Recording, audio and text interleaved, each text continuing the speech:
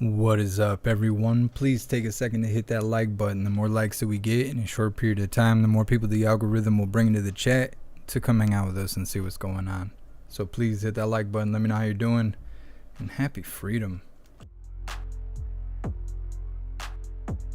All right, hooligans. Well, we're waiting for old man Walter to get on stage.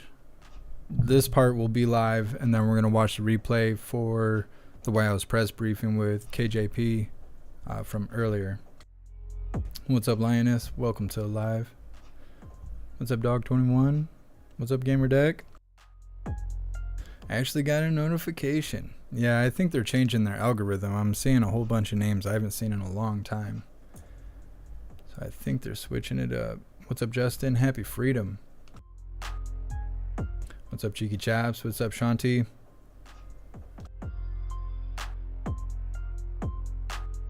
For some reason, when I go live, it does 2 lives on both YouTube channels and 2 lives on Facebook, and it really sucks that that's happening. I wrote customer service to talk to them about it, but of course, I'm the only person to have ever had these issues. No one's ever had these problems before. This is totally unheard of. I'm the first one. It's so stupid. Every time I have a technical error, I'm the first one on the planet to have ever had it. Nobody knows how to fix it. Drives me crazy. Happy Freedom Crystal Heart. Welcome to Live. Yeah, Robert, I seen that they're postponing that Title 42. I can't remember who I seen post it. Someone on Twitter. All right. Well, while everything's slow, please hit that like button to boost the live. Grab the link and share it out so we can get the chat filled up by the time old man Walter gets his butt wiped and gets up on stage.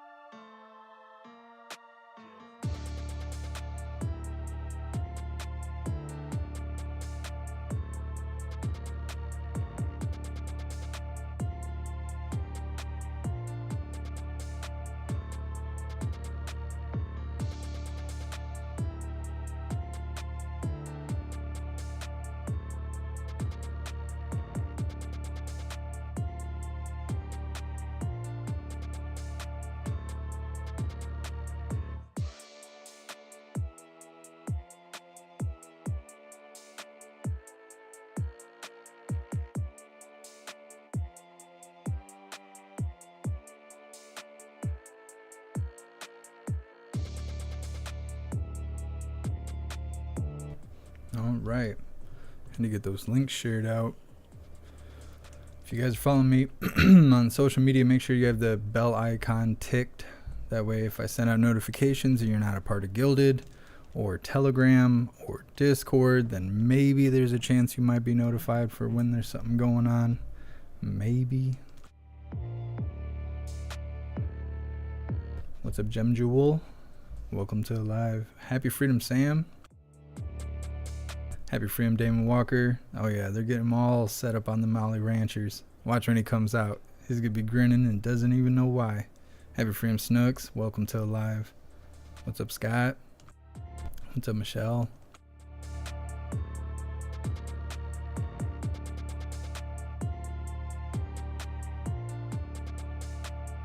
Edward, you need huge tits to get anything done. That must be why I'm not getting anything done lately. That must be it. Must be. That's probably why we only have like 7 people that follow us on Twitch. And the only person on Twitch that's not sitting in a kiddie pool right now drawing usernames across my face with my tits out. Nope, not me. Not I, said the Mac. What's up, Soul For Real? Appreciate you sharing it out. Happy freedom.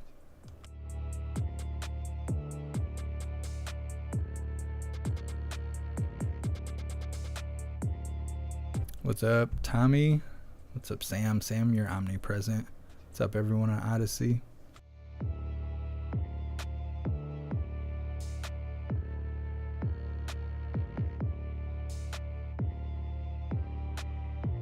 What's up, Undercrofter? What's up, everyone on Rumble? Appreciate you guys being here.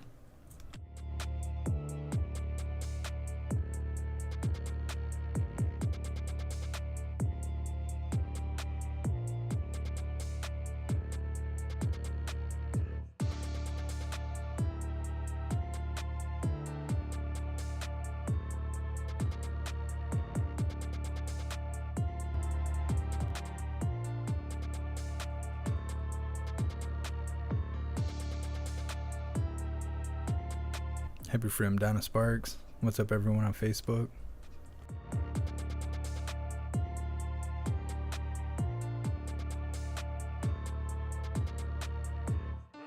I think there might be a live at the border.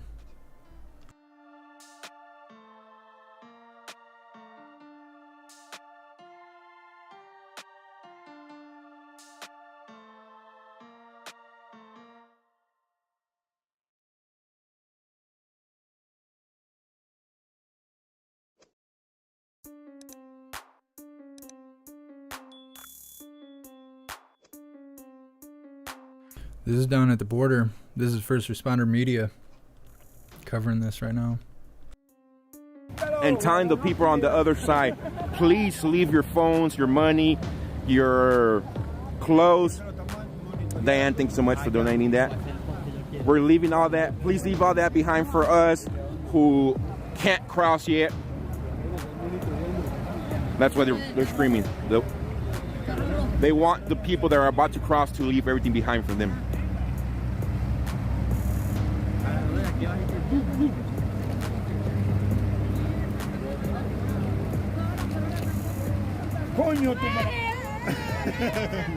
Shadow Patriot got a twisted tea. I actually got one sitting right here when I'm done with my coffee. It's not a watch party without it. What's up, Undecided?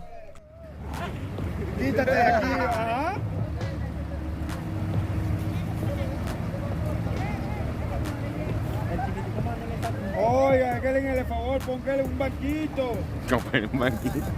Póngale un banquito a ese pobre perro, le va a dar un infarto.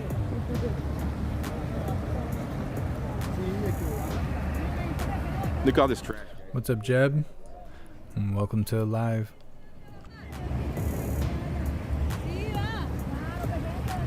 ¿De qué país viene usted? ¿La colombiana? So she's from Colombia, guys. Well, Old Man Walter should be on the screen at any minute. We're going to sit here and just watch this border stuff until he is, though. After we get Old Man Walter off the screen, then we're going to watch the press briefing from earlier today. Oh.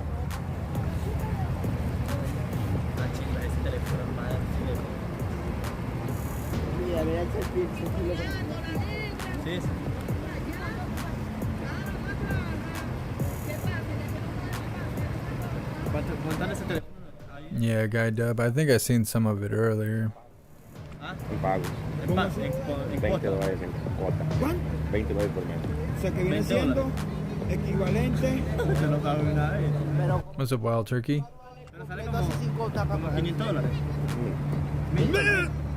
Ah, no, sí, está bien.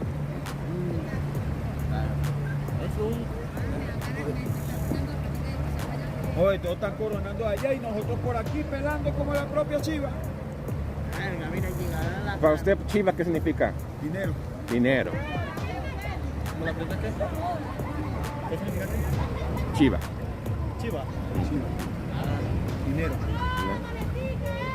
¡Eh! Todo eso se lo van a quitar. Una mochila. Necesito una mochila.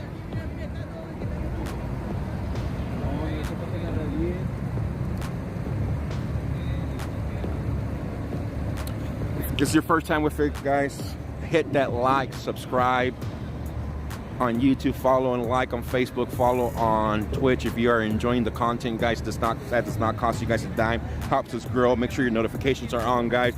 We will continue bringing you guys live coverage from here in Ciudad Juarez. Chiva, yeah, Chiva means drug in Spanish for us. Oh, Lioness, no, it's not a Steel Reserve. I don't think I'll ever drink another Steel Reserve. That was hardcore. Happy Freedom Rasta. Welcome to Live. Crisis that's happening here right now in Ciudad Juarez, and this is nothing, guys. If Title 42 ends after, we do know that it's been blocked, frozen right now by the Supreme Court for 24 hours, while they asked the Biden administration to give them a response, but that's just for 24 hours, you guys. If Title 42 ends, all the people you hear right now screaming out here, all the people that are waiting here from Venezuela, from El Salvador, from Honduras, from Guatemala, it's only not gonna double, but might triple this line here, guys.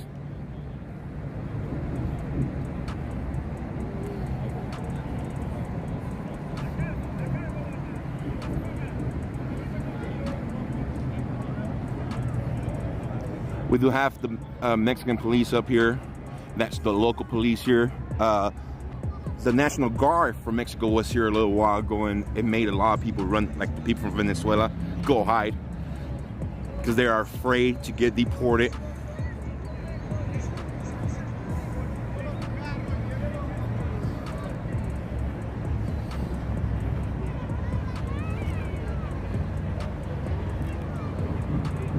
Sitting here checking the chats, but I'm also keeping an eye out for old man Walter.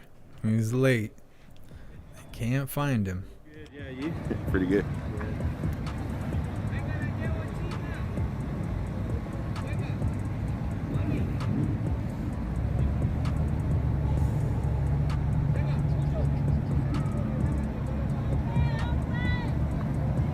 So I'm gonna take you guys over here once again, guys, and show you guys how they're crossing this. This is the Rio Grande, the Grand River.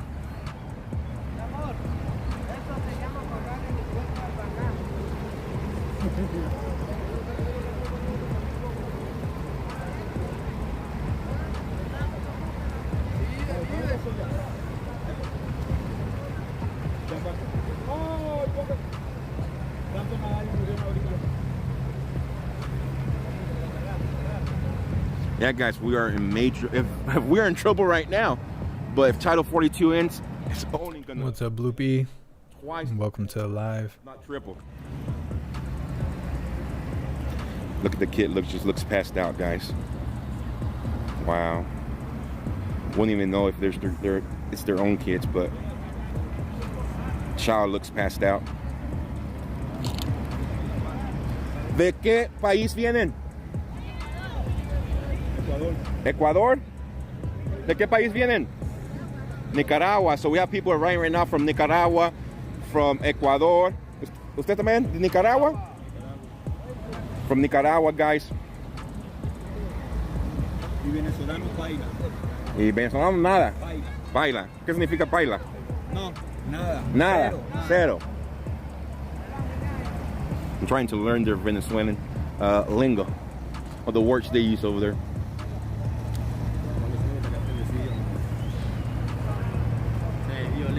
Maestro, no tiene otra mochila por ahí, ya se lo van a quitar. ¿Ah? Allá le van a quitar todo. I thought that guy's jersey said McRib at first. I was like, no way. I was like, no way his jersey says McRib. Come on, man. Come on, man. Yo no pasé por el agua. Está muy fría. What's up, Brewstar? It's been going all right. How are you? Excelente servicio.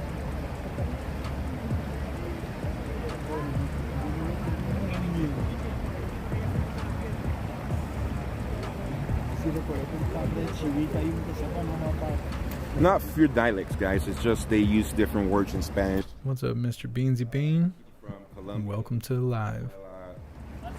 use their Spanish is a little bit different than people from Mexico. Necesitamos una ayuda, que nos ayude allá, que nos reciban. No tenemos a nadie, padre y madre, tengo 5 hijos.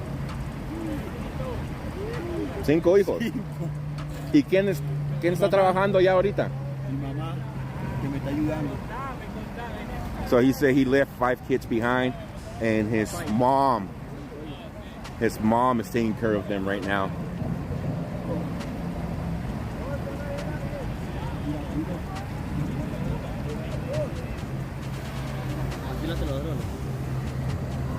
Debacles, you sell a McRib jersey, I'd buy that.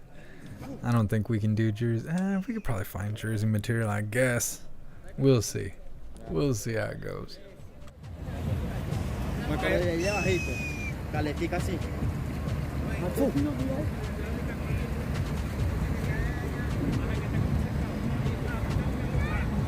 They don't have to pay to cross the river, guys. People that have been stranded here from Venezuela, waiting for Title 42 to end, help them. What's up, Faded? Happy freedom. If they need them. And all they do is just ask for donations. That way they could eat here while they wait for Title 42 to end. That way they could cross and get in line. It's about 40 something right now, Kathy.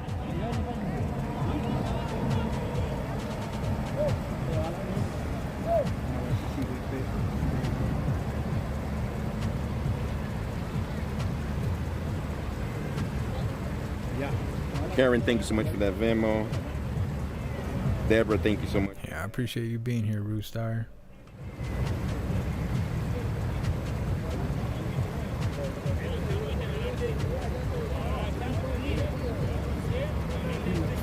No, Gary, I haven't seen it yet.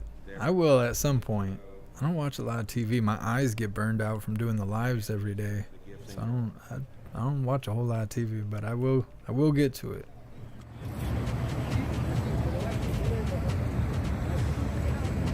¿De qué país viene usted, señora? De Nicaragua. ¿Hacia qué estado se dirige?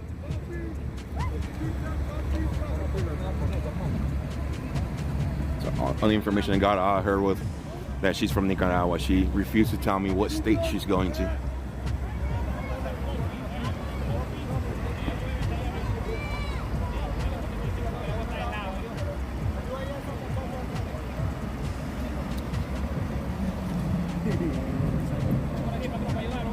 I cannot say go home, guys. That'll be like the worst thing for me on this side. Last thing I want to do is be jumped, ambushed as I'm trying to leave the area. I have plenty of things I would like to say.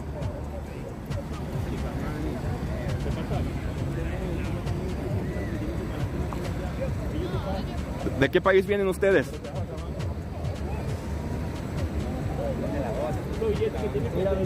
¿De qué país vienen? That's crazy. They're more scared of the plague than crossing into a country illegally. I don't know. It's probably not for those purposes, but who knows?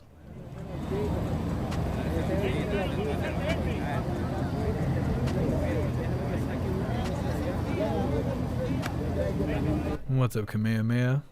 Welcome to the live. What's up, Parabellum? If you missed the stream this morning, C10, there is a lot of them that want to go to Canada. We interviewed some people this morning on the other side. And some of them... What's up, betrayed by corrupt scumbags? Welcome to the live.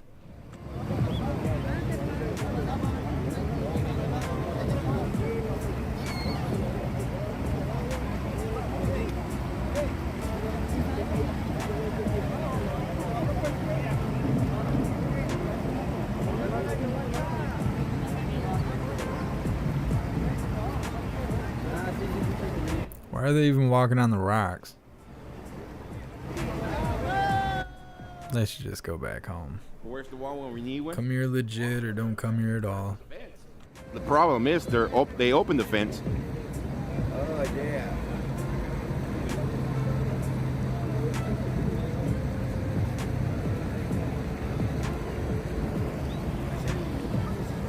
Yeah, I appreciate you, Roostar. Merry Christmas, Annie. Thanks for being here.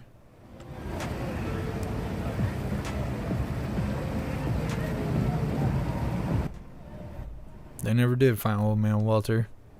13 minutes late. Yes, Anna.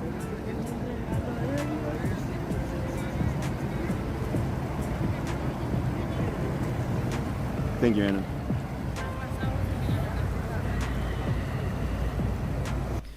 We're always worried about everybody else. Sit here, look what's happening to us. It's messed up. Full on invasion.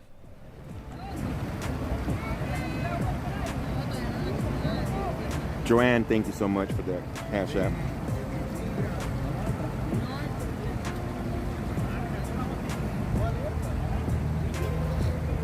What's up, USA Forever? Welcome to the live.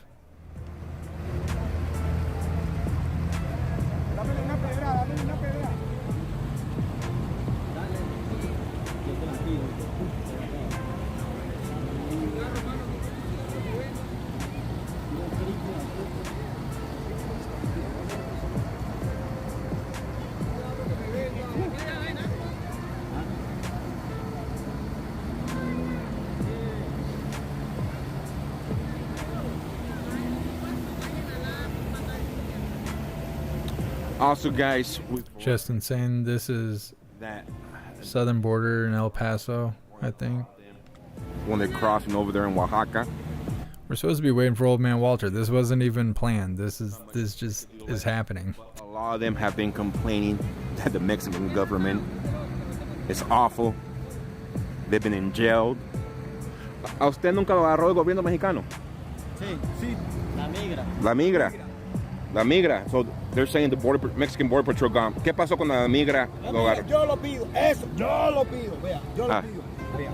Lo que hace eso es hueputa a mí. Uno degenerado. En vez dicen que te van a ayudar, lo que te desgracia en la vida, te pasan a aguantar de la comida. Lo peor, la otra, te dice que te van a ayudar, que te dice que, oye, te vamos a ayudar para que llegues. Mentira. Lo que llegas aquí, gastaste por decir $500 por día, te están tirando otra vez para frontera, otra vez para abajo. Te quitan, te dejan limpio. Esos son los peores, rateros que son. Pase el otro. So, if you guys did not understand that, he's pissed off at the Mexican government for deporting them, for sending them back 3 times. So, la migra de Mexico. Well, you'd be pissed at us too if our border patrol was able to do their job. You'd be getting sent home from here too. You're not supposed to be able to just walk across. Don't act like you were getting shorted out of your free ride, buddy. You're not supposed to be getting a free ride.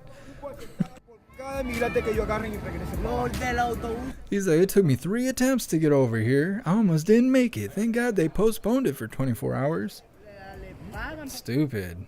So stupid. I don't know. I'm starting to think the people on the border aren't like Michigan people, because I'll tell you what. So maybe there were some Michigan people down there at the border. Some kids would get bored and they would be taking pot shots at these fools because these guys are all undocumented, and if they kick the bucket, who's looking for them? No one is. Found some rando in the street. Don't know who he is or where he came from. He's not supposed to be here. Didn't work out for him though. They'd stop coming over here just from the kids being bored. I don't know. I feel like they just greet him with welcome, like open arms, but I don't know. Seems like target practice to me.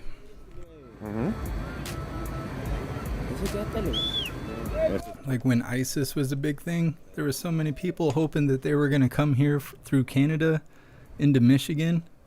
They're like, oh man, I wish. I'm trying to dial in this 30-06 real quick. See what that's like. There were so many people talking like that back when that was going on. These people ain't supposed to be here. There's not anybody looking for them. There definitely isn't anyone looking out for them. I don't know why this happens. If we haven't figured out by now, it's up to us. Anyone above us is just talking down to us. They're definitely not doing anything. Look at all these people on the border.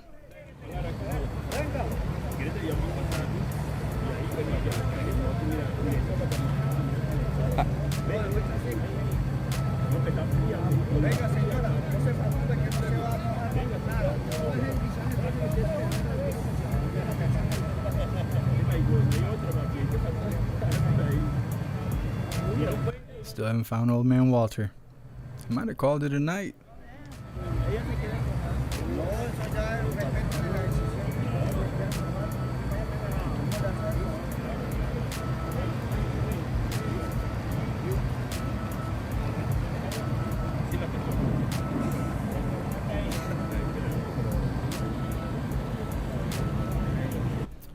Just insane which side of the border is first responder on. I think he's on the Mexico side. I believe. I don't know for sure.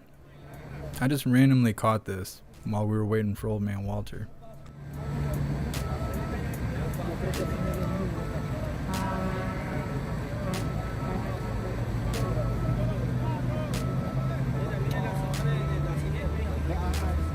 Nada más yo lo oía en las noticias cuando lo pasaba. Y ahora que no. So guys, tonight we have a big line compared to yesterday. This is double the amount that was here yesterday at this time. Somebody in the wheelchair is coming down here right now. I don't know how they're gonna cross her. Sam, USA is slowly invaded. Yeah, pretty soon it's not gonna be USA. We're just gonna be Guatemala or whatever first responder has said the most. So El Paso Sheriff. Wherever these guys are from, enough of them come here, we'll just be their country.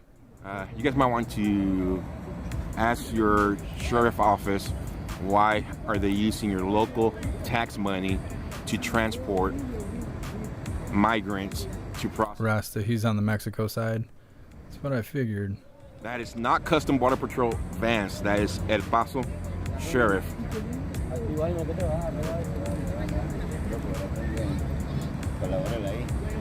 So not only are they using their federal tax money to shuttle and be free Ubers, but now they're also using your local money. These guys don't look like they're hurting that bad. The one guy had a Bulls Michael Jordan jersey on. I mean, it could have been a knockoff, but I don't know. Some of these guys look like they're styling. Not all of them, obviously. Oh, here we go. They can't cross.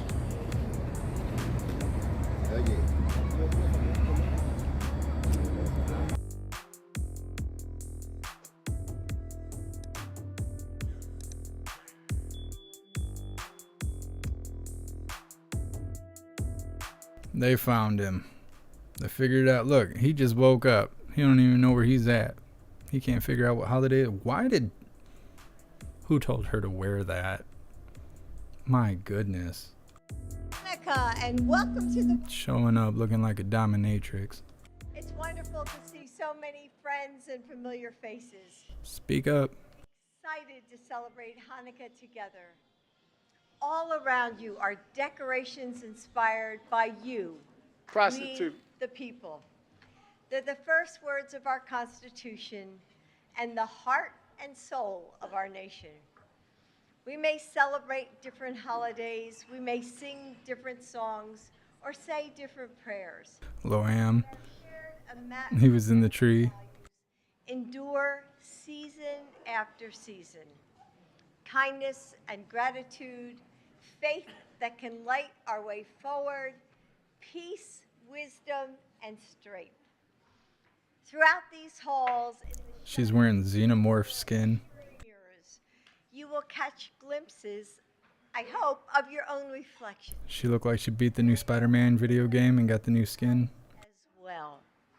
A new menorah. Nah, that manure has been sitting there for a minute. Look, old man Walter's grin. Wood from the beams of this house. Over there smelling like baby wipes. President Truman renovated this building. Its hand-hammered silver cups are meant to magnify the glow of the candles, their beauty reminding us both the Hanukkah miracle and the joy it inspired. Each detail was carefully chosen and executed by our executive residence carpenter shop. It's a work. Pretty sure magnify is not a word. But it's also a work of love. Lawrence Prostitute. and Robbie Thank you for creating this gift to all Americans. Where are you? There they are. Where's Jackie? Honestly, they created it, and if you haven't seen it, it is so beautiful. You know, other menorahs have been borrowed before. Borrowed. Beautiful, significant, and meaningful ones. But the White House has never had its own menorah until now. She about pushed her tampon out. She better chill out. It is now a cherished piece of this home. Looking like a bag of magnet sand. Tonight, when the candles are lit, we will recreate the wonder of the Maccabees and the oil with a blessing that recalls the miracles performed both in the days of old and at this time. We will begin with one small flame that spreads to each wick it touches. As the Like gonorrhea. and the menorah's silver cups create a kaleidoscope of reflections, we hope that you will see yourself in it as well. The story of America is the story of you, of all of us, drawing strength from those Word. who came before, spreading the fire that burns in our hearts, grateful for the miracles of love and faith and kindness and courage She's gonna come out with a new book. each and every day. May the promise of we the people light our path forward into Hanukkah and the new year, and may it bring us together as always. Thank you.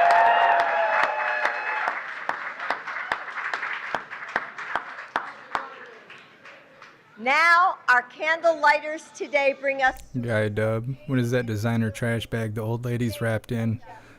We call it The Witch is Dead.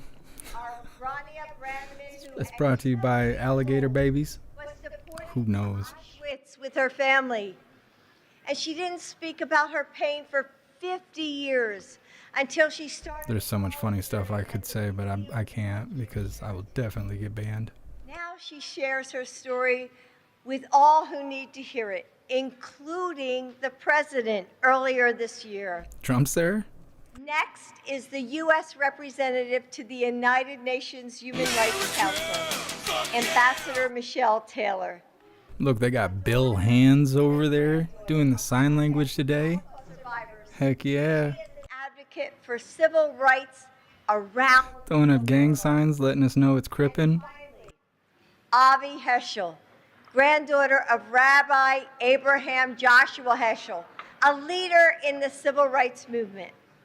Since his passing 50 years ago this month, Rabbi Heschel's legacy has lived on through his family and all. Why is old man Walter standing so far away from everyone? First, I have the pleasure. It's not for the smell. We can smell him from here. He's not hiding it. Citron Walker.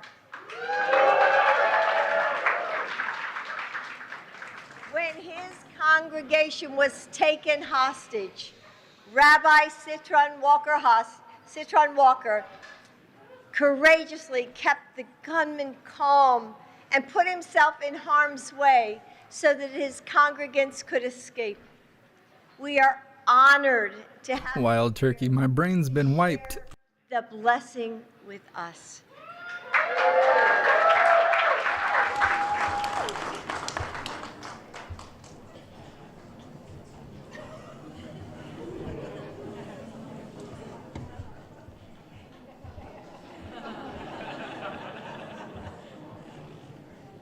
I don't know what that was. You guys are shushing each other? For your kind words.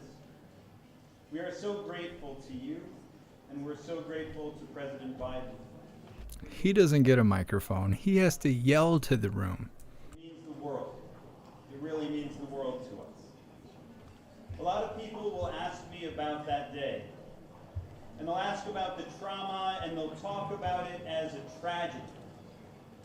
And I'll respond back. Look at old man Walter. He's like, hey, buddy, nobody yells in this room but me. Thank God it wasn't a tragedy. It could have been. It could have been so much worse. It was terrible and it was terrifying, and we were able to get out alive. And that is the story of Hanukkah. A story where the Jewish people... Son, there's so much funny stuff I want to say, but I just don't want to get banned. And despite all the difficulties and all the struggle, we are here today. What's up, Mr. Bill? Old man Walter, he just brings out the best in everyone. I think that's what it is. And Judaism has thrived. So I am celebrating Hanukkah this year with such gratitude. It is so good to be here. Prostitute. It is so good to stand here before you. Last night we said, thank you, God, for enabling us to reach this season. I meant it. I meant it. And I'm so grateful for Me being where I am on the screen is saving you guys from this awful sight of this hag in her and thank God gimp that suit. people are standing at our It's side. hardcore. We have had such overwhelming love and support, especially from our president. Edward, Garth's gonna crip walk next. Oh, handsy hands over there. It is not a contradiction to acknowledge our challenges and still be filled with appreciation. Our history is filled with tenacity and resilience. We have experienced the worst of humanity, haven't we? Let's rack those likes up, hooligans. Make sure you hit that like button to boost the live. We refuse to give in to despair. In our darkest hours, we bring light. Yes, we heard all about it. You guys were real scared in January, we know. Community. We bring light to our country. We bring light to our world. So with gratitude and appreciation, I invite y'all to join with me. What's up, Deathbound? I'm doing good. How are you? And at this time, I'd like to invite forward our candlelighters to join me as we light this beautiful, incredible, historic Hanukkah menorah.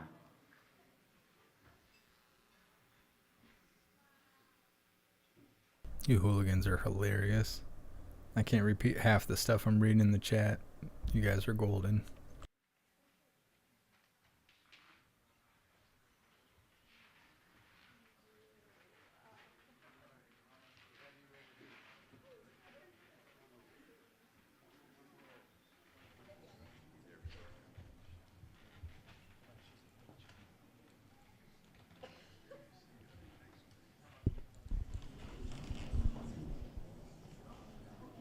Okay, Brian. Every engagement with Old Man Walter is always so weird.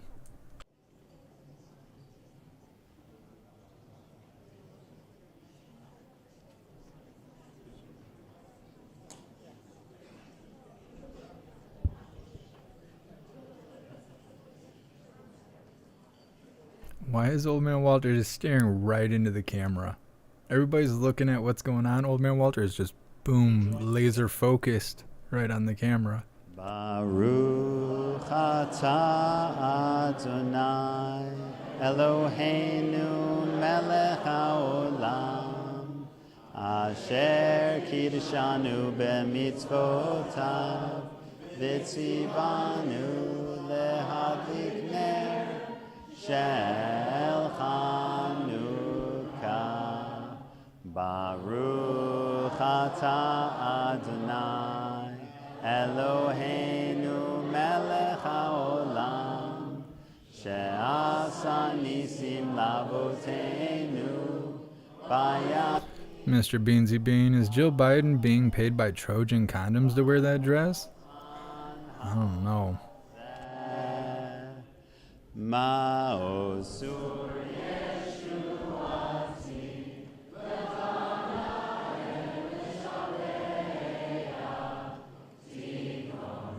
I mean, I'm trying to think of how she could have looked more unflattering. Like maybe if it was see-through, or like maybe if the dress was see-through and then just had like huge stretch marks embellished on it. I don't know. You would have to put some effort into it to look worse than what she's doing right now. She wins. We can let her know that she wins. Someone hand her a trophy. You wore the worst thing to the show today. You've really outdone yourself. I don't know. Welcome to the roast of Old Man Walter and his haggard wife.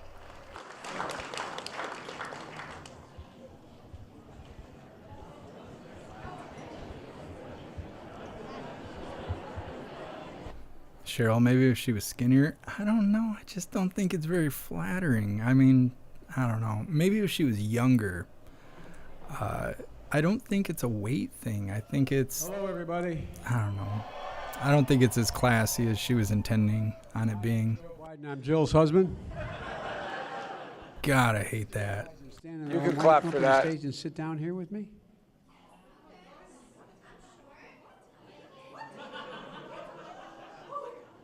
Why don't you just have a seat? It's easier. You can sit if you want. Run away. Run away.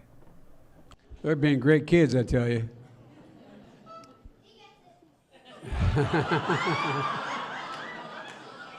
Well, I don't know. Well, folks, happy Hanukkah, everyone. On behalf of Jill, Doug, and Kamala, thank you. And Rabbi, Brianna, thank you for hanging out with me a couple weeks ago. What's up, Brian? And Abigail, to all of you here, including so many friends, thank you for being part of this moment. Just over 2 months ago, Jill and I hosted the first ever high holiday reception at the White House. It was deeply meaningful, as something that we've always will remember. It felt what the Jewish proverb teaches. What comes from the heart goes to the heart. And it went to our heart, for real. It's never happened before in the White House. Tonight, we're honored to mark another new tradition we're establishing tonight. And that is the lighting of what will be the first ever permanent White House menorah. It will also be the first Jewish artifact in the entire White House collection. You know, Jill just described it, and I echo her gratitude to the incredible White House carpenters who made it. Y'all didn't really appreciate that, but I tell you what, guys, thank you for the love you put into it. You know, to celebrate Hanukkah, previous administrations borrowed a menorah with special significance of survival, hope, and joy. This year, we thought it was important to celebrate Hanukkah with another message of significance, permanence. The very promise of America is that we all are created equal and deserve to be treated equally throughout our entire lives. While we have never lived up to that promise, we've never fully walked away from that promise. It's been up to each our successive generation to dedicate ourselves to delivering on that promise. That's the story of America. It's also the story of Hanukkah, a story of recapturing, restoring, and rededication of the Temple of Jerusalem, desecrated by the ancient Greeks. A timeless story of miracles, of small, courageous band of warriors fighting for their values and their freedom to defeat one of the most... Cheers, hooligans. The miracle of that small jar of oil found among the temple wreckage that should only have lasted 1 day, yet burned brightly for 8 days. 8 days. The flame of faith that burns from tragedy to persecution with the spirit of survival and resilience that endures. And it has endured. In America, we see it in our contributions of the generations of Jewish Americans, enriching every single part and aspect of American life. Contribution defined by the values of equality and justice, freedom, charity, service, dignity. The spirit of survival and resilience also endures in this menorah, built from the foundation, reclaimed, and rededicated White House wood, possibly dating as to the early 1800s for generations past. And supposedly, you know, it's supported by modern polished silver cups from today for generations to come. But the Talmud teaches us we cannot rely on or expect miracles. We have to earn them. Earn them. We know that task's not easy. No one knows better than this audience. This year's Hanukkah arrives in the midst of rising emboldenment of anti-Semitism at home and, quite frankly, around the world. I recognize your fear, your hurt, your worry that this vile and venom is becoming too normal. As your president, I want to make this clear. As my dad would say, and many of you have said, silence is complicity. We must not remain silent. It's like we're at a BLM march. I will not be silent. America will not be silent. Silence is violence. Hands up, don't shoot. Who's streets? Beat your meat. Thank you so much, Dot, for the $10 donation. I appreciate you. Thank you so much for all the support. And we all delivered a speech about, quote, the perils of indifference. The perils of indifference. He said, indifference is not a response. Indifference is not a beginning. Indifference is an end. And therefore, indifference is always the friend of the enemy. Always the friend of the enemy. Today we must all say clearly and forcefully, anti-Semitism and all forms of hate and violence in this country have no safe harbor in America. Period. And evil, this is not hyperbole. Evil will not win. Hate will not prevail. Like this White House menorah, our commitment to the safety of the Jewish people and the vibrancy of Jewish life that's tightly woven into every fabric of America is permanent. Permanent. And folks, that's why I appointed Deborah Lipstadt, the Holocaust expert. There you are, Deborah. Holocaust expert, the first ambassador-level special envoy to monitor and combat anti-Semitism. And you got it in your heart. I feel like that's a weird title to give someone, an expert in that field, to phrase it that way. I feel like it doesn't sound good. To counter the scourge of anti-Semitism and convene the first of its kind White House summit on combating hate-fueled violence. We helped secure the largest increase in federal funding ever for the physical security of nonprofits, including synagogues and Jewish community centers. And nobody should ever fear going to a religious service or a school or walking down the street wearing a symbol of one's faith. Let me close with this. Just as we light one candle after another lesson from the Talmud is this. No matter what challenge we face, we've never stopped moving forward. Think about it. Never once have we stopped moving forward. We must rise in our faith and holiness, never decline. And as we do, let us also hold on to hope. As the Jewish proverb says, ever a glimmer of light, every glimmer of light can dispel much darkness, even a glimmer of light, I should say. That's why during this sacred season, I've never been more optimistic, and I mean this from the bottom of my heart. I've never been more optimistic about America, the future of America. In all of you, I see glimpses of light, and I mean it. And I know many of you very well, especially the menorah lighters that came up here, representing three generations. A Holocaust survivor to make sure we never forget. Heroic rabbi who I spoke to that day, who leaves no one behind, left no one behind. That's an interesting notion when you think about it, but it took a lot of courage. An ambassador who advocates for human rights, and the young granddaughter of the great Rabbi Abraham Herschel, who marched with Dr. King for the dignity of all people and inspired all of us to get involved in the civil rights movement. Kid, if my dad were here, look at you and kid, you got good blood. You got good blood. You know, your great-grandpa was amazing, an amazing man. He inspired my generation. Look at Jill. Not a joke. Rough looking, super rough looking. So, like each distinct candle.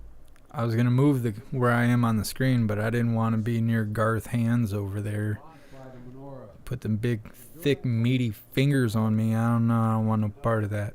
We love the story of a nation that depends not on any one of us, not on some of us, but on all of us. So this Hanukkah, let's celebrate the rededication of ourselves to the spirit of resilience, unity, and permanence.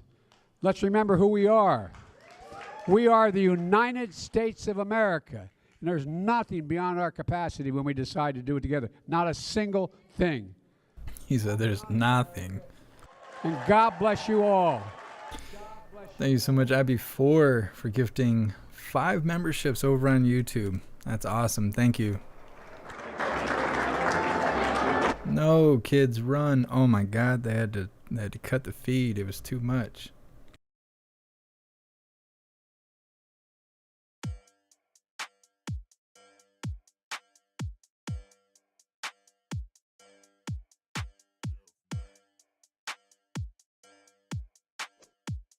Poor child being victimized on national television by old man Walter.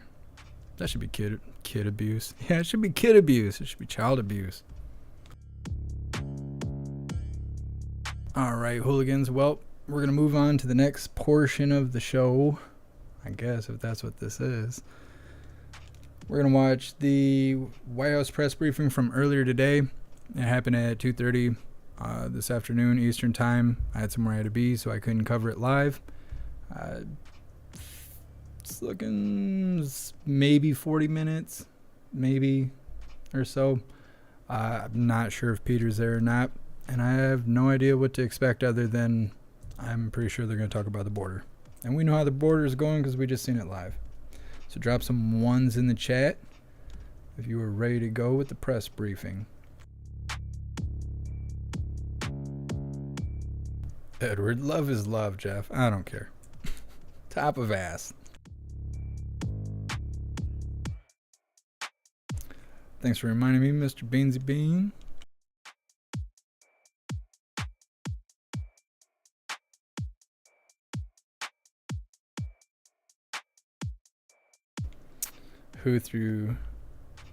Who's liberal though? I mean, if it's at Turning Point USA, Charlie Kirk's there and a bunch of other conservatives are there talking to other conservatives. I don't see the liberal part.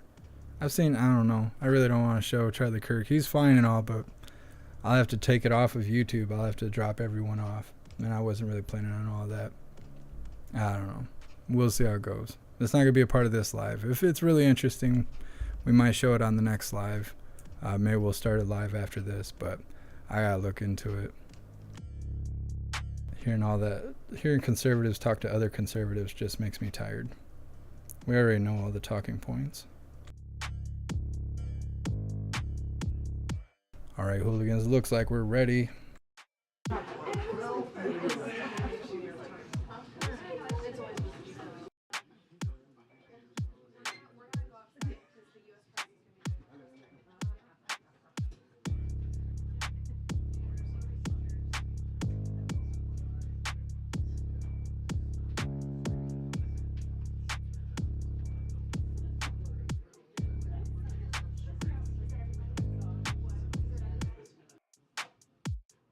Ask why.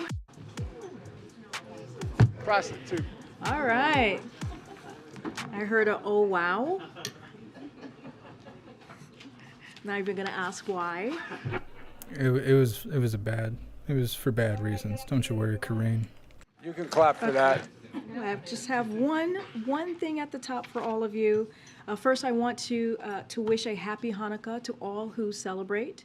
This evening, the President and the First Lady will host a Hanukkah reception at the White House, following a blessing and the menorah lighting. The President will address the rise of anti-Semitism in the U.S. and around the world, and reiterate that we must continue to forcefully reject all form of hate, anti-Semitism, and violence in our country. The President and First Lady will also mark a new tradition, adding the first ever White House menorah to the White House collection, marking the first Jewish artifact to be added to the White House archives, which was made by the White House Carpentry Shop. Last week, the President launched a new effort to develop a national strategy to counter the scourge of anti-Semitism. Earlier this year, he convened a first-of-its-kind summit to combat hate-fueled violence. The president has secured the largest increase in federal funding ever for the physical security and nonprofits, including synagogue and Jewish community centers. With that, Darlene, you want to kick us off? Yes, ma'am. Is there any comment that you'd like to offer on the fact that the January 6th committee has held its final public hearing, is wrapping up its work, is preparing to release the report on Wednesday? So I'll first say, and you've heard me say this many times, and the president as well, we've been very clear from the beginning that what we saw on January 6th was the worst attack on our democracy since the Civil War. And the president has been very clear. Our democracy continues and remains under threat, and we all have a part to protect it. The committee has been doing important bipartisan work to get to the truth of what happened on that very day, so we can make sure that that doesn't happen again. So I'll leave it there. What about the committee's referrals of 4 members of Congress to the House Ethics Committee for ignoring subpoenas to participate in the investigation? So you know what, Darlene, that's a very good question. And what I would say to you is that you would have to ask those very Republicans their own to speak for their own actions here and have them explain themselves. Look, I'm not going to get into the weeds of the investigation from here and the process, but again, you should have them explain themselves on this very issue. One last question. Republican-led states have asked the Supreme Court to intervene and not allow Title 42 to expire on Wednesday, as a different court has said. Is there any reaction to that? And is the administration in some way hoping that the court will intervene and extend Title 42 to help you all out of this situation that is brewing at the border? So look, I'm not going to get into any legal determinations or speculations or get ahead of the process here. DOJ is clearly leading this investigation. What I can tell you is what the Homeland Security has been doing. As you all know, Secretary Mayorkas was at the border just last week. He talked about how they are surging resources to the border, and we have additional robust planning underway. But we need Congress to give us the funds we've requested to do this in a safe, orderly, and humane way.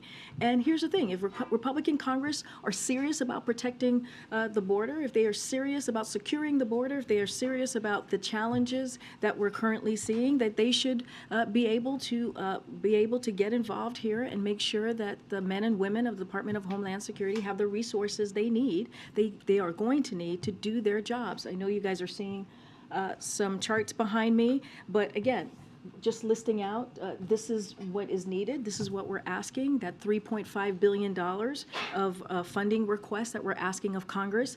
And also, this is what we have been doing to surge resources at the border to deal with, to address when Title 42 has to be lifted on Wednesday.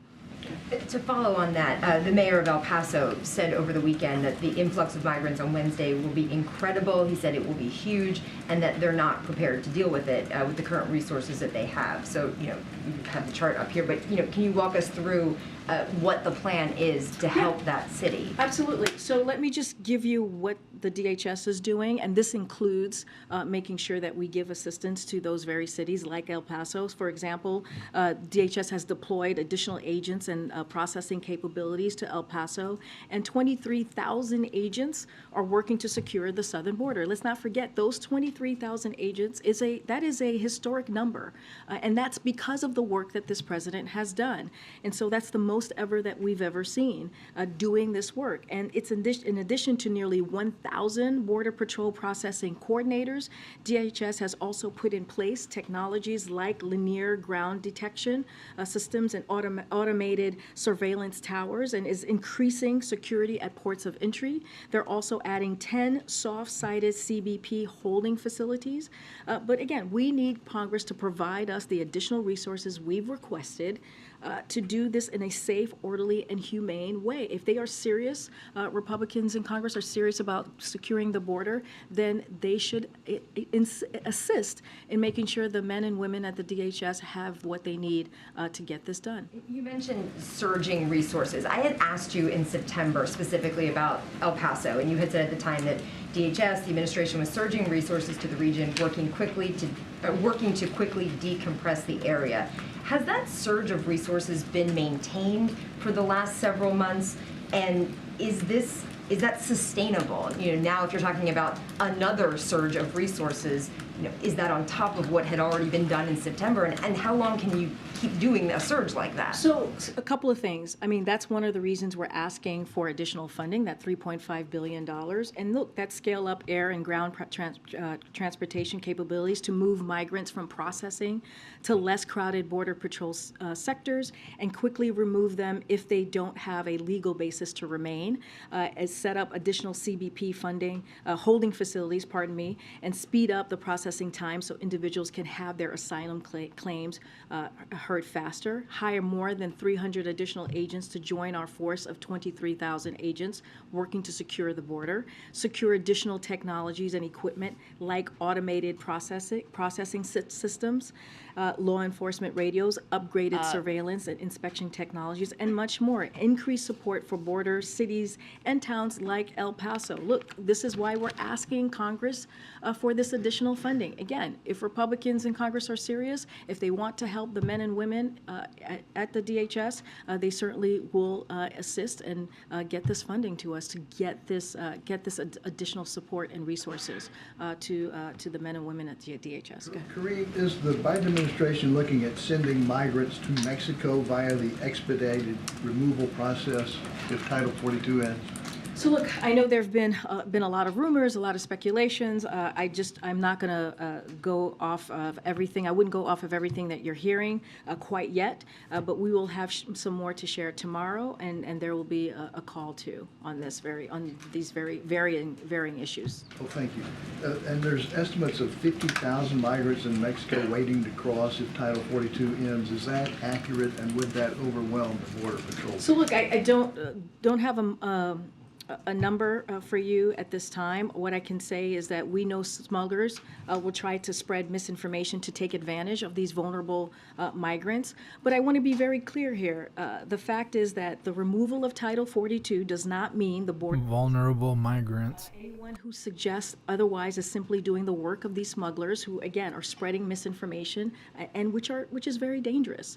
When Title 42 goes away, not as dangerous as letting unknown people into the country undocumented. I mean, that sounds pretty dangerous to me. Asylum claims heard. Those who do not have a legal basis to remain will be quickly removed. And so we will continue to fully enforce our immigration laws in a fair, orderly, and humane manner. But again, we need Congress to deliver on the funding that we're requesting from them. Okay. The president's been very unequivocal about his criticism toward his predecessor related to January 6th and in the wake of January 6th. But does he agree with the statement from Congresswoman Cheney today that the former president is unfit to hold any office in this country? So look, as it relates to the January 6th committee, we've been pretty clear on here. Right from here, we're going to be very, very careful to not. Is she having a mental episode? The committee's work has been substantive and based on facts.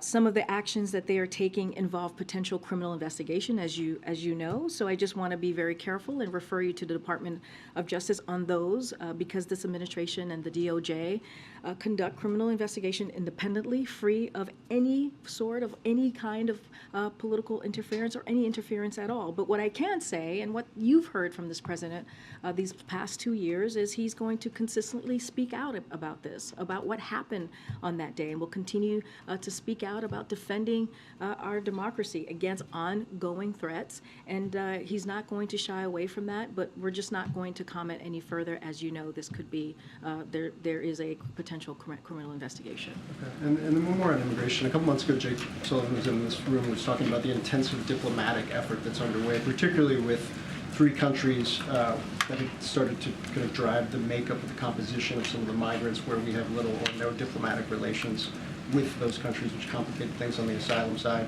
Have there been any breakthroughs or any agreements on those particular diplomatic efforts, particularly in the lead up to Wednesday? So look, as you know, the president of Ecuador was here. That wasn't the main topic. Clearly, one of the topics was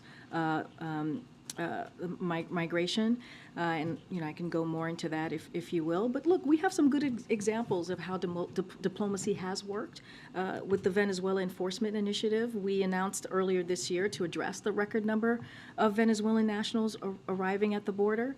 And look, that initiative has resulted in a drastic 90% drop in the number of Venezuelans nationals arriving at the border. Average daily encounters are down from about 1,100 a day to 200. So look, those diplomatic conversations have helped. You know that we've held like a leadership forum right in LA not too long ago, a couple months ago, where we talked about what's going on with the Western Hemisphere with those leaders, and came up with a plan on how to deal with that. And so that's because of this president's leadership, and we'll continue to have those conversations. I don't have anything to share with you at this time, but we'll have more in the upcoming day. Come on, man. Okay. A few things on the same topic. You're asking for $3.2 billion roughly from Congress to help pay for all these new or ongoing plans across the border. Let's say that money comes in the omnibus this week. What's the plan after that to work with Congress to address this issue? Like beyond.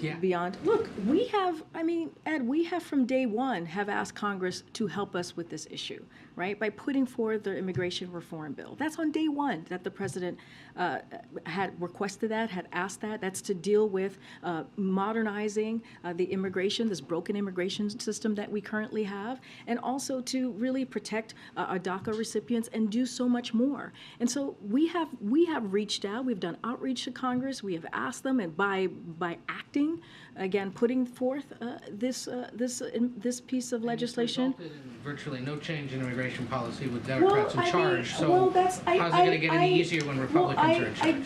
Look, again, we've asked for the $3.5 billion. We're going to continue to ask Congress to assist in helping with, especially congressional Republicans, to help us with what's going at the border if they are indeed serious about doing that.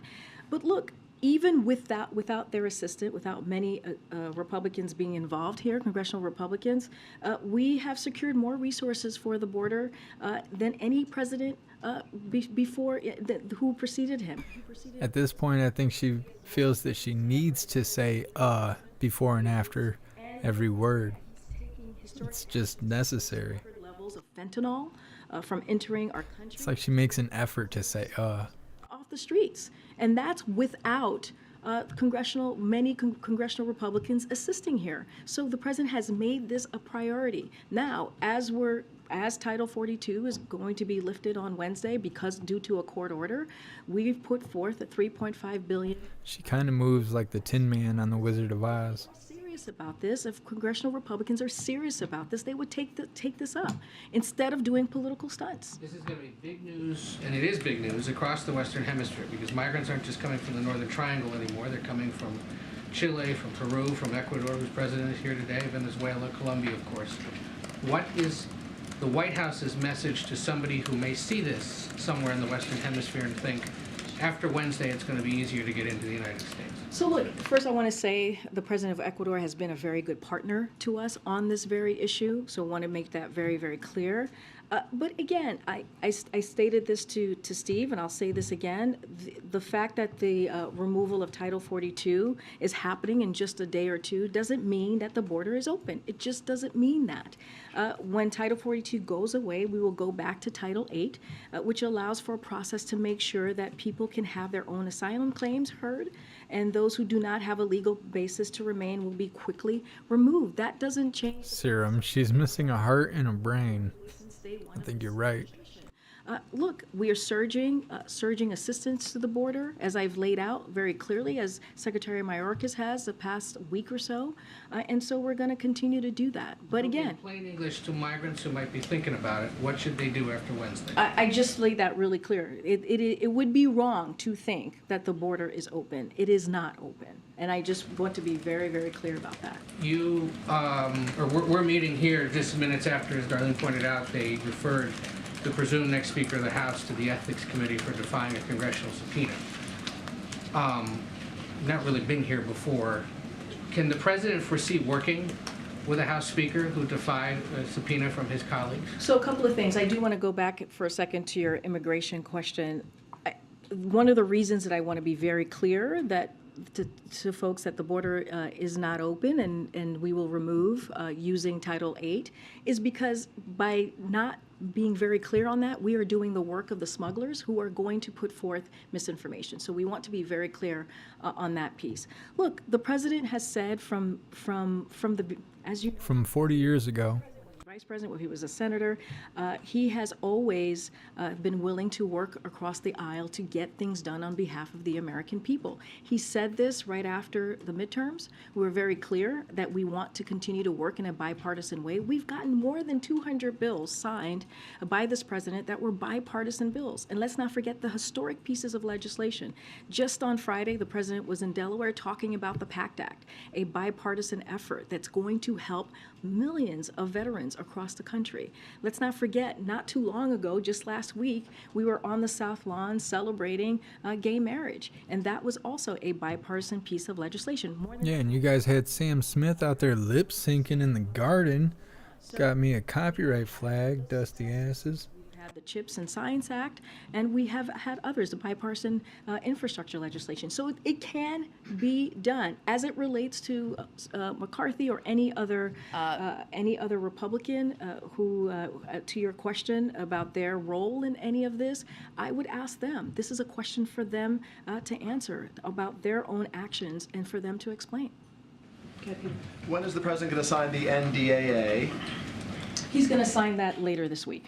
Sign it later this week. You can't identify for us the date. I don't have a date for you. But Can I ask you specifically then, the president's thinking on the fact that this NDAA obviously includes the termination of the military vaccination program?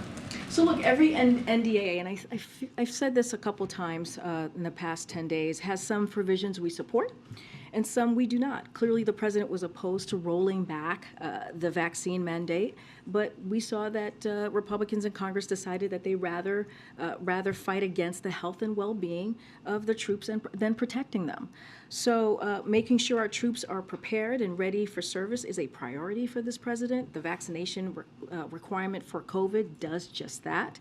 And while the president opposes this repeal, but with more than 98% of our active duty troops vaccinated, that means that he overwhelmingly bulk of our force is in compliance with the requirement and remains protected against COVID, because we've seen more than 98% of them are fully vaccinated. So to be very clear, would the president welcome those who left the service or refused to get vaccinated if they now say, I want to serve the United States military? So look, that is something that the Department of Defense has to decide on specific service members.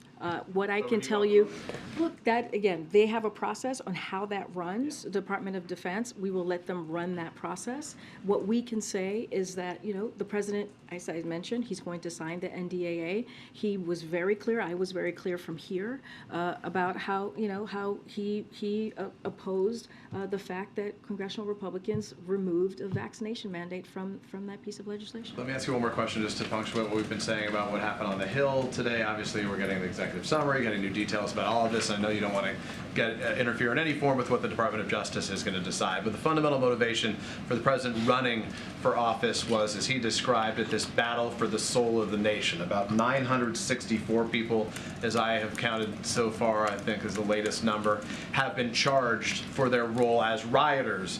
But we heard from Jamie Raskin today, ours is not a system of government where foot soldiers go to jail and masterminds and ringleaders get a free pass.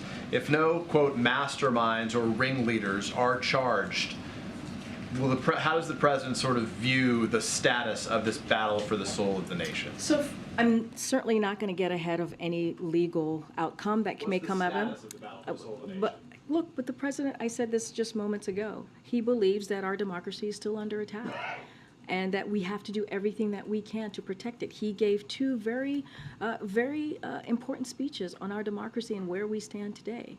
And so he believes we have to do everything to protect it. And not only does he believe that, but majority of Americans who exercise their right to vote during the midterms believe the same as well. And so, again, we have to do everything that we can to protect it. That's what the president believes. He's going to continue to speak to this. And, what we saw on January 6th, as the president has said, was an attack on our democracy. It was the worst attack on our democracy since Civil War. What the hell? Just a question on migration. The president tasked the vice president with studying and working on the root causes of some of these issues. I'm wondering if there's any update from this side of the White House on what she's been doing and what she will continue to do as we're expecting an influx at the border after Wednesday. As you know, the president appreciates the partnership that he has with the vice president. You're right, that has been her charge to work in a diplomatic way in finding the root causes of migration. I don't have anything to lay out specifically on what that work looks like, but again, we appreciate her partnership, and I would probably refer you to her office on anything specific on the work that she's doing. Okay, and then on another topic, the president said when he was in Nantucket that he will be getting his physical before the end of the year. I'm wondering if you have any update on when that will be, and if those results will be made public before whatever announcement he might make about his future political plans. So, not going to get ahead of his future political plans, not going to do that from here. As you know, I'm covered by the Hatch Act, so really we respect the rule of law from here, so not going to even touch that. But what I can say, and I've said this before, the president is in good health and maintains an active lifestyle, as his doctors have said, and as a number of independent experts also told the New York Times and others. Just to highlight that for a second, he will have a physical in the upcoming months, and the results. Mr. Bill, he's attacking our constitutional. He's attacking our Constitution by calling it a democracy. I'm saying. They love saying that every day. Our democracy. It hurts and it's got sand in it too high. Is that in the incoming months he will have a physical, and we will certainly release those results in a transparent way, just like we did last year. That hasn't changed.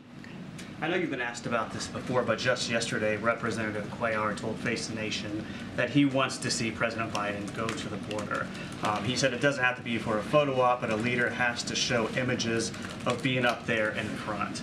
So does the president have any plans to go to the border? Is now a good time to go? Like you said, I've addressed this before. Look, the president's focus right now is to come up with solutions. It's focused on making sure that we have the resources to manage the challenges that we're seeing at the border. And right now, as you know, we have a budget request in front of Congress.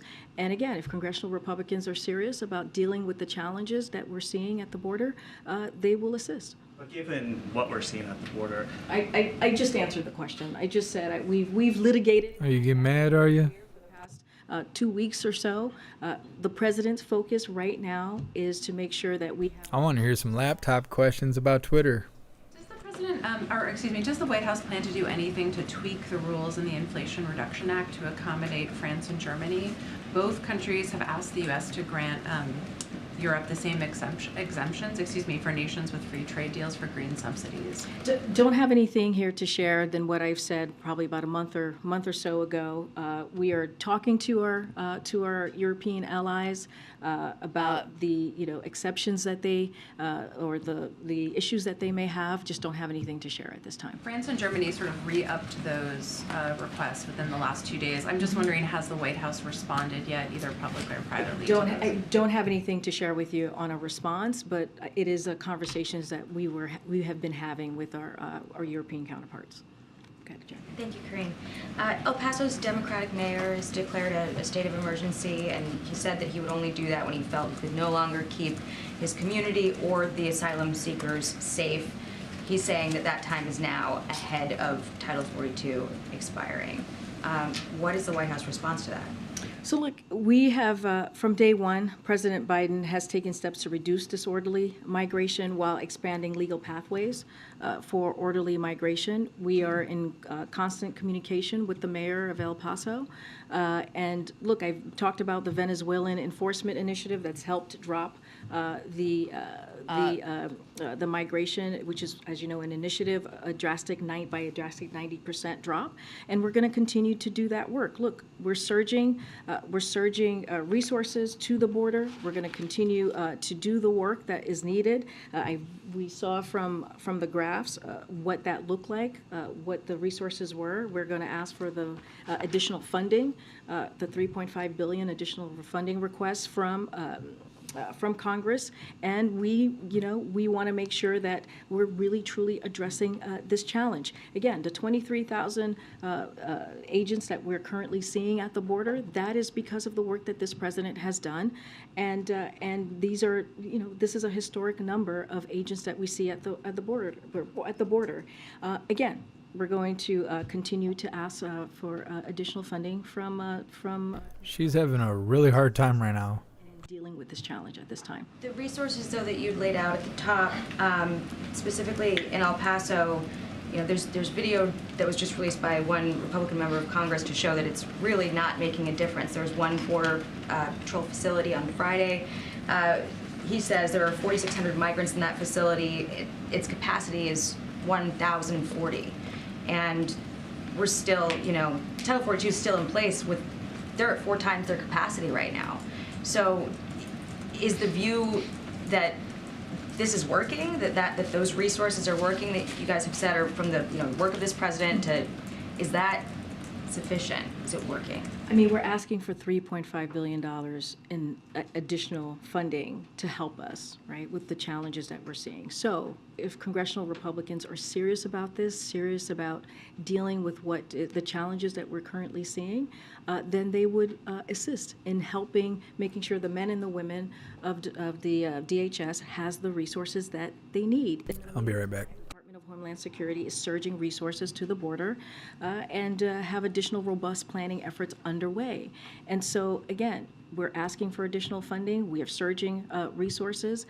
But if they truly, truly want to assist, instead of doing political ploys like they have been for the past several months, they will, adhere to our funding request that we've put forward. A little bit to Ed's question, though, this push from the podium to get Republicans to send more resources to the border. A lot of them say that, they hesitate to throw more money at a problem with the Homeland Security Secretary saying that the border is secure. And some of the people who'd have to vote on that bill also don't have a lot of details on, what's in it and where that money goes. But all that aside, if you're saying that Republicans aren't doing the work to get this done, and then you have someone like Joe Manchin saying, well, the president has the ability to ask for an extension, he should be asking for an extension because we're at this point where you've got a deadline and a crisis. Is that within the president's authority to do that? So look, we remained under a court order to lift Title 42. That is a court order. That is a court order that is telling us to lift Title 42, and we're going to comply because we follow the rule of law. But the administration sought to lift it. But it is a court order. But that started by you guys. It was a court order that has been provided to us, and so now we have to comply, and that is we have to comply by December 21st. It is a law that has been put forward. Support lifting What Title I'm saying 42? is that it is a court order that has been presented to us that we are going to comply with. So you've asked a couple of questions, and I'm going to answer them if you give me a second. So in the funding request, the $3.5 billion, I've already listed them out. Happy to do them again. You scale up. We want to scale up air and ground transportation capabilities to move migrants to processing to less crowded border patrol sectors and quickly remove them if they don't have a legal basis to remain. Set up an additional CBP holding facilities and and speed up the processing time so individuals can have their asylum claims heard faster. Hire more than 300 additional agents to join our force of 23,000 agents working to secure the border. 23,000, that is historic. We've not seen that before. And again, that is because of the work that this president has done, giving historic fundings to the Department of Homeland Security. Secure additional technologies and equipment like automated processing system, law enforcement radios, upgraded surveillance and inspection technologies, and more. Increase support for border cities and towns like El Paso. So the $3.5 billion, there is a plan for it. There is a way forward in getting the resources that the men and women of the Department of Homeland Security need to do the work at the border. But what we have been hearing from Republicans and seeing from Republicans in Congress is political ploys. They're not assisting. They're not offering any assistance. Many of them are not. And so we are asking right now, if they are serious about this, they are serious about dealing with the challenges, then they would adhere to our funding requests. And I want to be really careful. Again, look, Title 42 is going to be lifted. Yes, it will. But we are going to move to Title 8. The border is not open. And so I want to be very clear about that, because we were doing the smugglers. What's up, Hillbilly at Heart? Thank you so much, Jeremy, for continuing the membership program. And you're officially a hooligan. I appreciate you. Thank you so much. Because he did go on to say that I think the administration is doing that or will do that with regards to an extension. There are no plans to ask for any sort of an extension. Is that what you're saying? What I can tell you is we are required by court order to lift Title 42. That's December 21st, and we're going to comply with that order. Any other additional questions about any legal actions, I would refer you to Department of Justice. And you've said that the border is not open. You said that a couple times.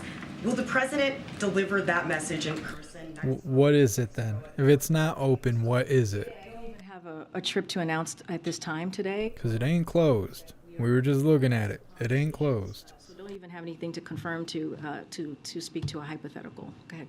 President Putin traveled to Belarus today. Does the administration have any concerns that there might be additional collaboration between the two countries? Any concern that Belarus may be providing additional military support to Russia? So we have long been concerned by Belarus's role in Russia's aggression. Belarus has enabled Russia's war against Ukraine, providing support for Russia and allowing Belarusian territory to be used as a staging ground for Russian forces. Look, we continue to monitor Russia's force posture closely.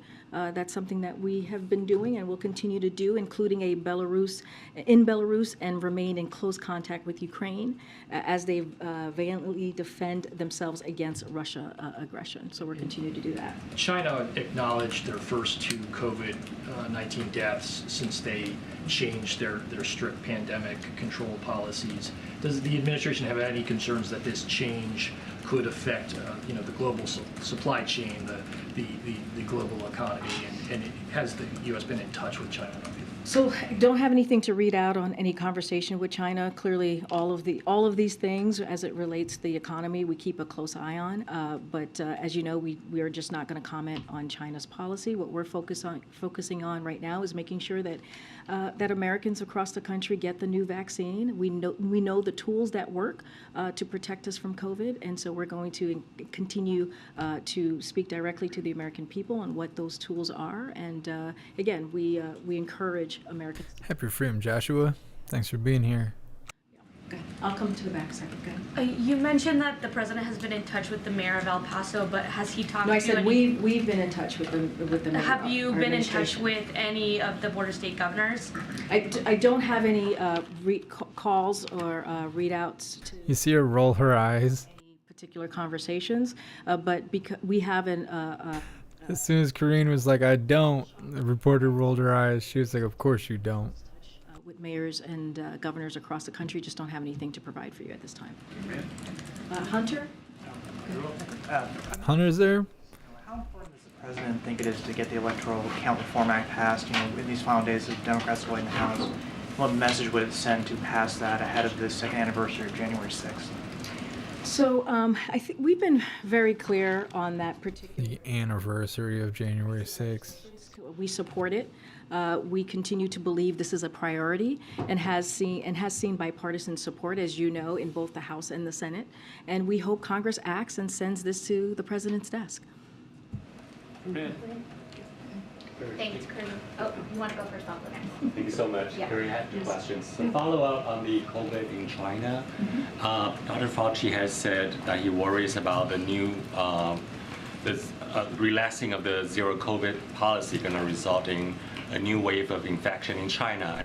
Look at this guy with his bow tie. He's like the next Bill Nye.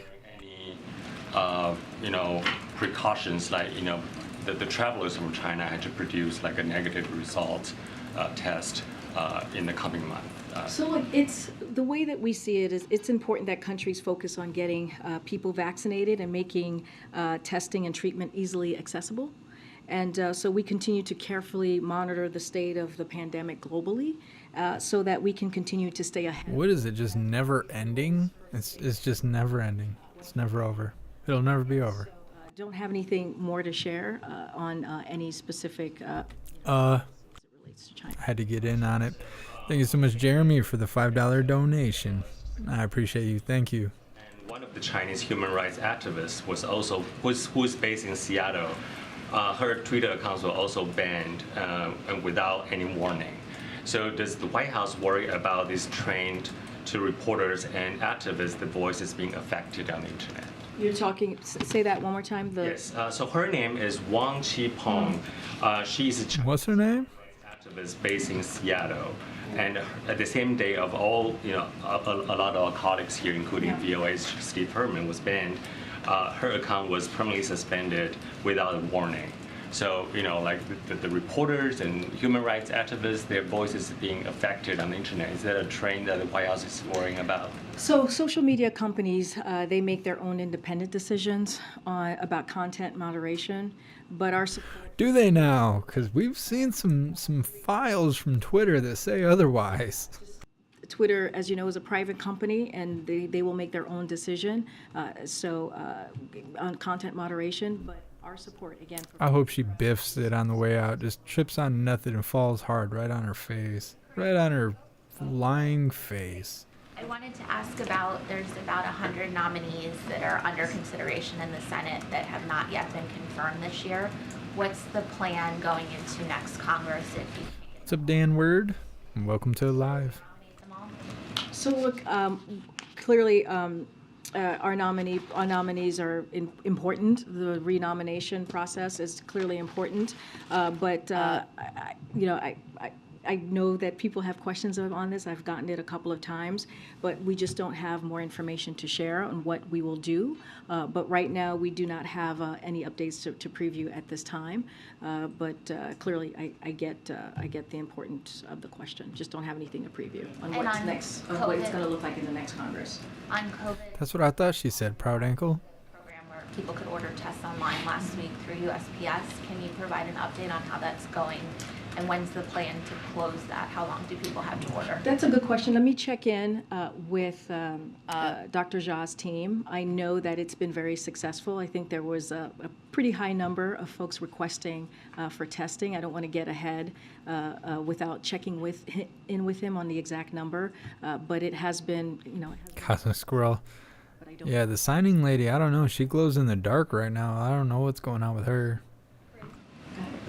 The latest Twitter files show that the intelligence community was actively involved in discrediting the Hunter Biden laptop story. Does it bother the president and those at the White House that a government agency like the FBI was involved in suppressing a legitimate news story? Again, I'm just going to refer you to the FBI. I'm not going to comment from here about that. Okay. Thank you so much.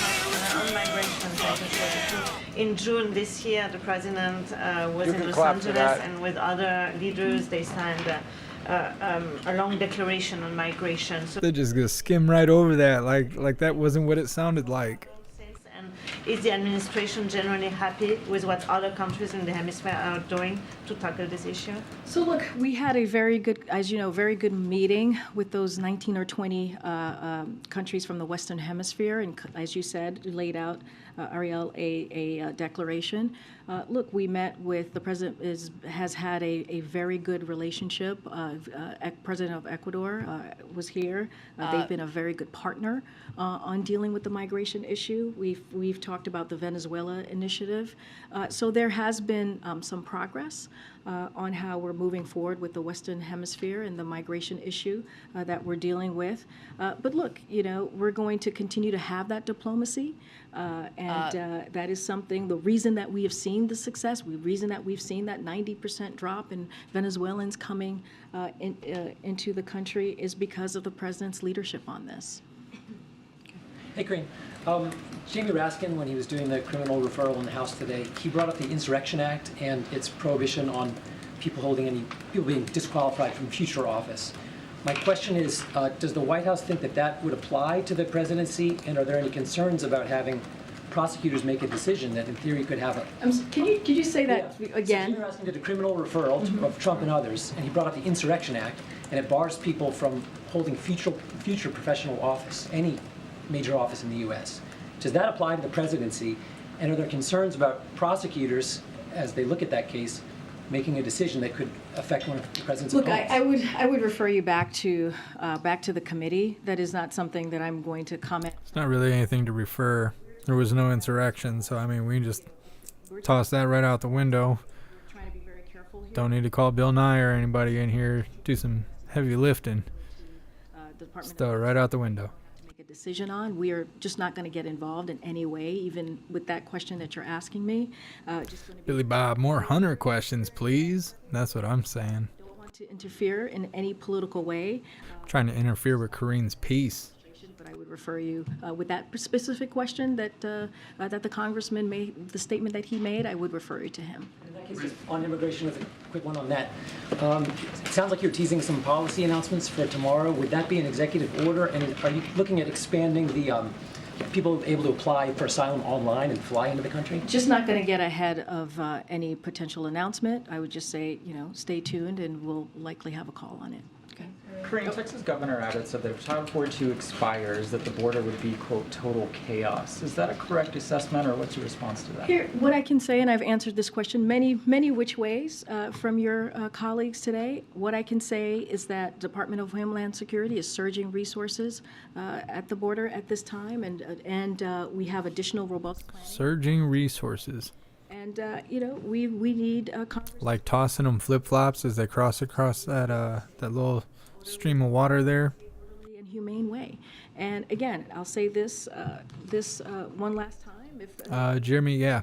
All the designs come on shirts, zip-up hoodies, and pullover hoodies. Addressing this challenge, they would ensure that the men and women at the Department of Homeland Security have the resources that they need to do their jobs. And so that's what we're going to continue to ask for and request. But again, we are doing the work. The president has been doing the work at the border since day one by first putting forth the immigration. Barbarification, apply online for asylum. That's what I was thinking too. Apply online and just fly into the country. Agents that matter. It's up to us. It's up to us. They're going to let anybody and everybody come in here. And then bad stuff's going to happen, and they're going to blame right-wing white rage. That's what they're going to say. They're going to say all the border problems is that white rage. They're going to have the Pentagon on TV. Good Lord, all these scared people. Where's the goat? We need the goat. All right, hooligans. Let's do the Pledge of Allegiance and try to turn this live around. Karine's got me feeling some type of way. In a bad way. Cheeky Chops, I already know you're thinking, okay, I'm in your head. I know what you're thinking. I didn't mean it like that. All right, hooligans, please join me for the Pledge of Allegiance. I pledge allegiance to the flag of the United States of America and to the republic for which it stands, one nation, under God, indivisible, with liberty and justice for all.